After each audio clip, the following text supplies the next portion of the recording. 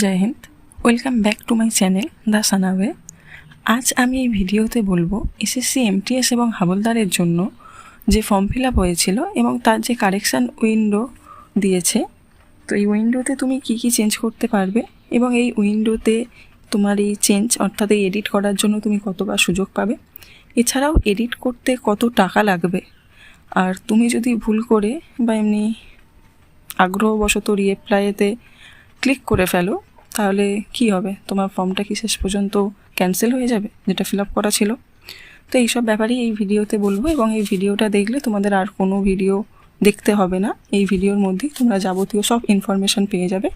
তো ধৈর্য ধরে শেষ পর্যন্ত ভিডিওটা দেখো। তো প্রথমেই যদি বলি এই কারেকশান উইন্ডোর ডেটের ব্যাপারে, তো এই ডেটটা কত থেকে কত পর্যন্ত আছে। তো তোমরা ফর্ম ফিল আপের সময় যদি কোনো ভুল করে থাকো এবং সেইগুলো এখন এডিট করার জন্য সময় পাবে 4 তারিখ থেকে 6 তারিখ পর্যন্ত, মাত্র 2 দিন সময়। খুব মন দিয়ে কেয়ারফুলি ভালোভাবে এডিট করবে। যদি ফর্ম ফিল আপের সময় কোনো ভুল হয়ে থাকে, যদি কোনো ভুল না হয় তাহলে আর ওদিকে যাওয়ার দরকার নেই। আগে ভালোভাবে ফর্ম ফিল আপের সময় যে ফর্মটা পেয়েছিলে ফিল আপ করার পরে সেটা ভালোভাবে দেখো। যদি দেখো যে হ্যাঁ ভুল আছে তো এডিটে যাও, আর যদি দেখো যে না কোনো ভুল নেই তাহলে এডিট অপশানে গিয়ে লাভ নেই। তাহলে এই সময়ের মধ্যেই তোমাদেরকে যা চেঞ্জ করার করে নিতে হবে। এবারে বলি এটা তুমি কতবার চেঞ্জ করার সুযোগটা পাবে। তুমি তোমার এই ফর্মটা 2 বার কারেকশান করতে পারবে, আর এই কারেকশানের জন্য তোমাকে পেমেন্ট করতে হবে। ঠিকই, এই কারেকশানের জন্য তোমাকে পেমেন্ট করতে হবে।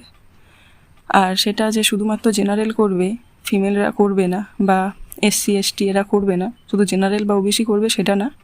তোমরা যে ক্যাটাগরিতেই হও, মেল ফিমেল সবাইকেই পেমেন্ট করতে হবে যদি তোমরা এডিট করতে চাও।